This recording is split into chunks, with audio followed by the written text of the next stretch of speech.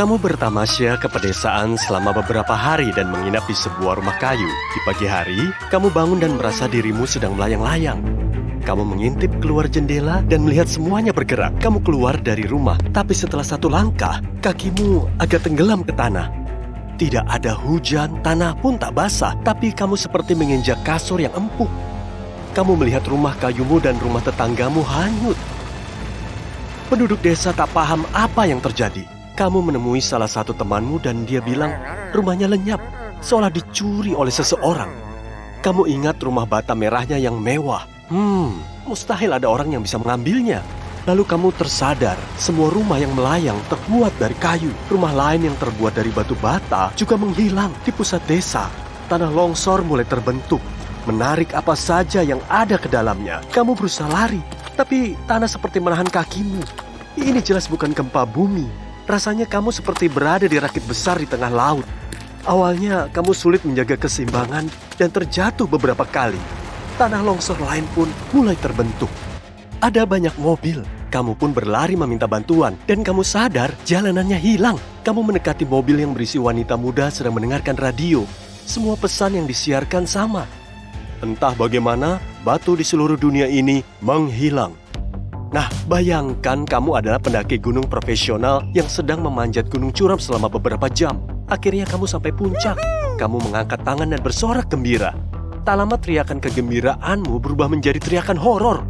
Gunung tempatmu berpijak menghilang. Kamu terjatuh sambil terheran-heran. Untungnya jatuhmu langsung ke air. Kamu naik ke permukaan dan melihat pantai berpasir. Tempat gunung tadi berada beberapa saat lalu. Kamu berenang ke pantai meski agak kesulitan. Pasir tidak hilang karena terbuat dari potongan kuarsa, bukan batu. Bukan cuma batu di permukaan yang menghilang, tapi juga lempengan tektonik yang membuat seluruh lanskap berubah. Everest berubah menjadi bukit salju dan es yang rendah. Bebatuan menghilang di seluruh dunia, menyebabkan bencana global. Tak ada lagi bukit di planet ini. Jika ingin melihat dunia dari atas, pergilah ke Antartika dan panjat gletser besar di sana. Setiap rumah yang dibangun dari beton, bata, atau tanah liat menghilang karena bahan-bahan itu terbuat dari batu yang dihancurkan. Di seluruh dunia, peradaban kehilangan banyak monumen. Pameran seni modern dan museum bersejarah kehilangan koleksi batu dan tanah liat berharganya. Pencinta seni kaya membeli patung-patung batu seharga miliaran rupiah dalam lelang kemarin. Tapi pagi ini, semuanya lenyap, termasuk atap di atas kepala mereka. Perhiasan yang terbuat dari batu mulia pun hilang, hanya logam yang tersisa. Sebelum insiden terjadi, sumber logam tersembunyi di dalam batu. Jadi sekarang semua tergeletak atau terkubur di tanah. Saat menyusuri jalan, kamu menemukan potongan emas, perak, dan barang-barang berharga lainnya tersebar di mana-mana. Tapi semua orang tidak begitu tertarik. Mereka kabur dari rumah menjadikan kota terbengkalai. Semua jalanan dan gedung pencakar langit hancur, logam dan kaca berjatuhan ke tanah. Pusaran lumpur besar terbentuk di seluruh dunia dan mengisap semuanya seperti lubang hitam. Kayu menjadi sumber daya yang paling berharga. Banyak orang menebang pohon dengan gila-gilaan dan membangun rumah kayu. Para ilmuwan di seluruh dunia tercengang. Mereka tak mampu bekerja dalam kondisi baru ini. Lab dan pusat penelitian hancur dan banyak barang penelitian terkubur di bawah puing-puing. Seorang ilmuwan muncul dengan hipotesis bahwa komposisi molekuler batuan tiba-tiba berubah, lantas lenyap begitu saja. Beberapa bulan berlalu, orang-orang sudah terbiasa dengan cara hidup baru ini. Tidak ada lagi pabrik pengolahan logam, jadi semua orang belajar mengolah besi, aluminium, dan logam lainnya sendiri. Pendeteksi logam dengan mudah menemukan semua bahan ini di bawah tanah. Terkadang, kamu harus menggali dalam-dalam untuk mendapatkannya. Aturan konstruksi pun berubah. Tak ada lagi yang membangun fondasi beton. Semua orang mencari kemudahan dan kepraktisan dan memilih tinggal di rumah kayu kecil yang dilapisi kaca, kapas, dan wall. Selama masa ini, kamu mengembangkan indera keseimbangan batin yang luar biasa. Kamu tak mudah jatuh lagi, karena gempa yang terus terjadi bikin kamu jadi terbiasa. Selain itu, kamu bisa merasakan gerakan tanah. Barang bawaanmu selalu sedikit dan kamu bisa merasakan kedatangan tanah longsor. Untuk mempersiapkan musim dingin mendatang, kamu mencari logam, pohon, dan pasir untuk penghangat rumah. Tapi kamu tersadar kamu nggak butuh itu karena sekarang kamu merasakan panas dari bawah tanah langsung. Panas dari inti bumi kini mencapai permukaan karena lapisan batu yang tebal telah menghilang.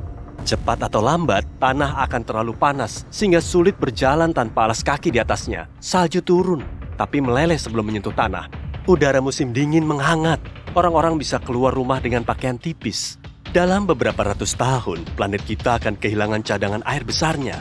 Air akan menguap, berubah menjadi awan besar, hujan turun, lalu menguap lagi. Air akan terus berkurang.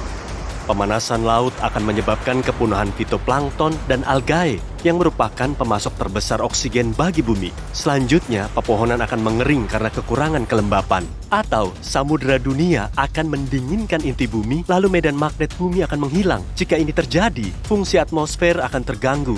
Dan kita tak akan bisa melindungi diri dari radiasi kosmik. Mau tidak mau, manusia harus siap untuk pindah rumah. Tanpa batu, logam untuk membangun pesawat luar angkasa sulit ditambang. Tapi kita tetap diuntungkan. Berkat akses terbuka ke panas bumi, kita menerima pasokan energi tanpa batas. Dari logam yang terbuka, orang-orang membangun mesin sederhana yang dapat mencari dan menambang lebih banyak logam. Lalu mekanisme yang lebih kompleks dibuat. Skala tambang berkembang. Dan semua ini berkat energi di dalam bumi. Menciptakan peradaban logam kayu baru terus dilakukan tanpa berhenti.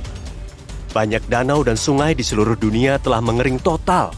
Kurangnya air terisi ulang oleh gletser yang mencair, tapi tidak lama, cuaca semakin hangat setiap bulan dan tanah menjadi lebih tidak stabil.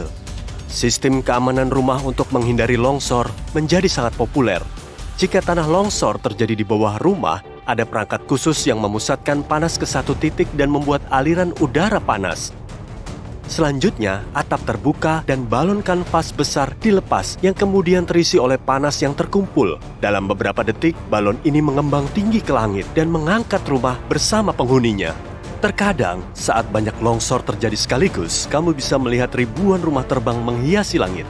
Masing-masing warga diberikan roda kemudi untuk mengendalikan penerbangan dan memilih arah. Saat rumah tiba di area yang aman dan perlahan mendarat, aliran udara panas dimatikan dan balon dilipat masuk ke dalam atap. Di bumi semakin panas, kehidupan menjadi sangat berat. Untungnya, semua ini akan segera berakhir. Kita telah menciptakan teknologi yang dapat mengirim kita ke perjalanan menembus angkasa. Tenang. Ini bukan bahtera raksasa. Kita tidak bisa berkumpul di satu tempat untuk membangunnya karena bentuk planet terus berubah. Jadi, ratusan juta rumah diterbangkan keluar angkasa. Semua dilengkapi pendorong super, oksigen, suplai makanan, dan panel surya. Semua rumah terhubung ke jaringan tunggal, dan semua orang terus berkomunikasi. Jika terjadi masalah di satu rumah, misalnya kehabisan bahan bakar, warga lain datang membantu. Manusia meninggalkan orbit bumi dan menyaksikan planet rumah mereka perlahan meleleh. Agak mirip telur yang terlalu lama direbus. Aliran magma keluar dari dalam tanah.